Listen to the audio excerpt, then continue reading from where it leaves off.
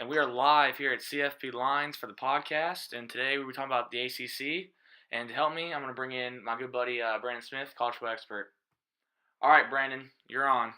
So, who do you think will be in the ACC championship game this year? Well, thanks for having me first off. Of course. And this year, it's kind of a close race in the Coastal, but I think it's going to be Virginia Tech once again. And I think from the Atlantic is going to be Florida State Seminoles. So. Yeah, Florida State, I just think they're a good team from last year. Most of them coming back, especially Derwin James. Levante Taylor at corner. That defense is unreal. The only real problem they have is replacing Dalvin Cook, in my opinion, but Cam Akers is definitely capable of replacing Dalvin Cook, but, he's a freshman, so we'll see. It's going to be an intriguing matchup. Virginia Tech, they have that. They're going to have a good defensive line. Yeah. Tim Sewell, he's going to be really good. The coach, Fuente, he's just a mastermind. I like what he's done with the program, and it's going to be a good game. I like it, but I have Florida State.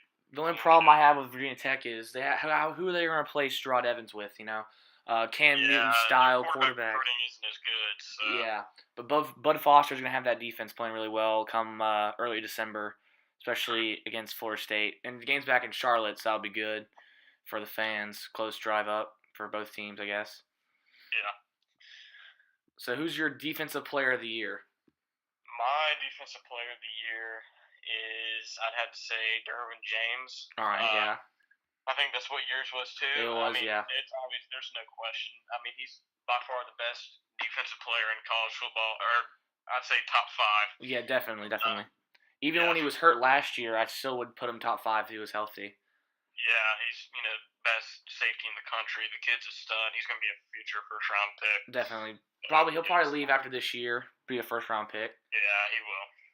But the only problem probably with Derwin, if he can stay healthy. If he can stay healthy, he's definitely a top 5, maybe player in the country. So who is your offensive player of the year?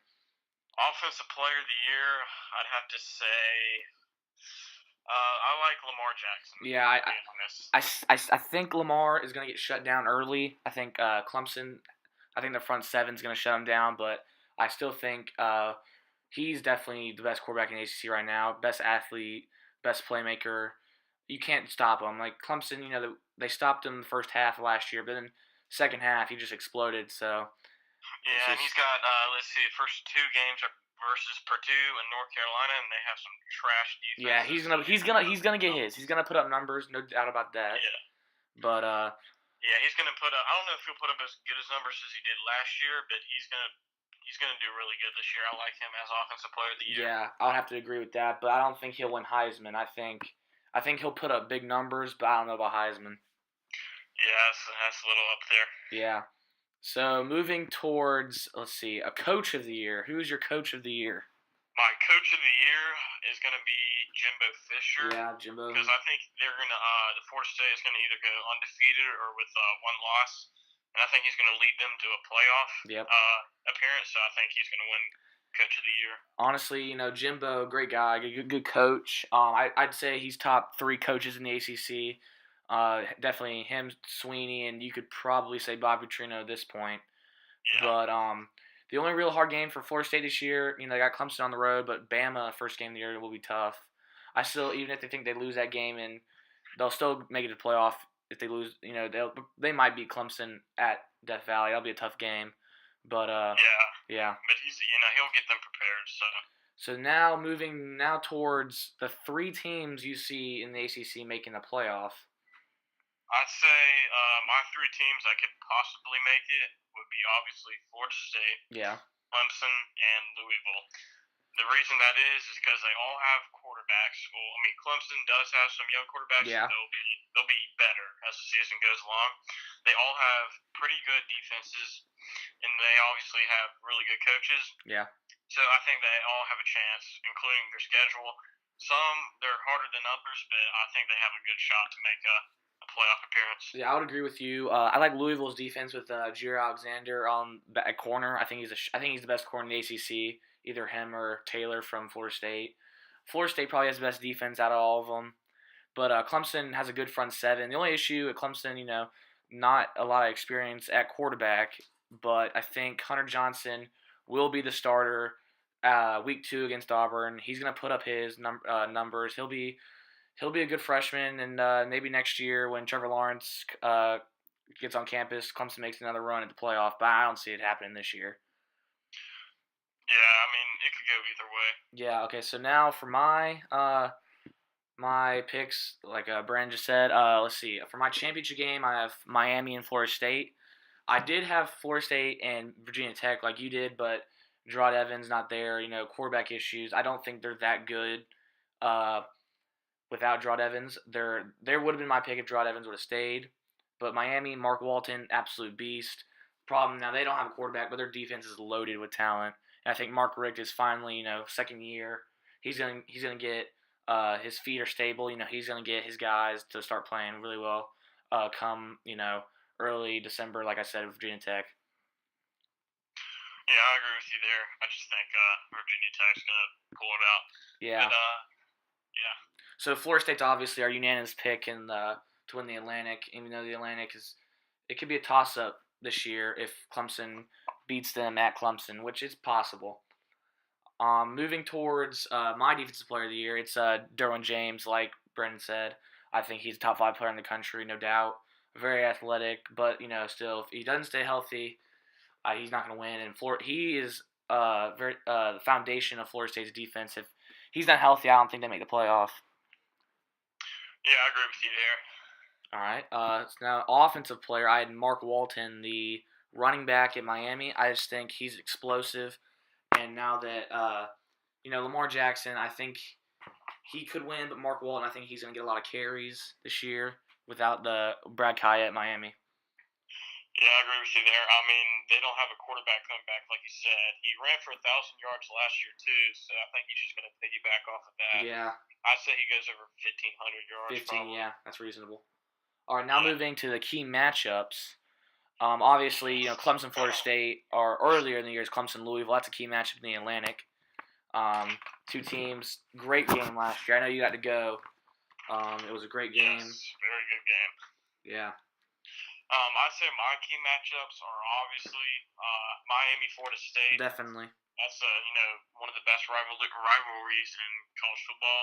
It's always fun to watch. I think Florida State's going to win it, but I think Miami will keep it close. Yeah. And then also another key matchup, obviously Clemson versus Florida State. Definitely, that's going to be a huge game. Huge game. Decided the ACC Atlantic the last, 5 years or whatever. Yeah, it's been a while.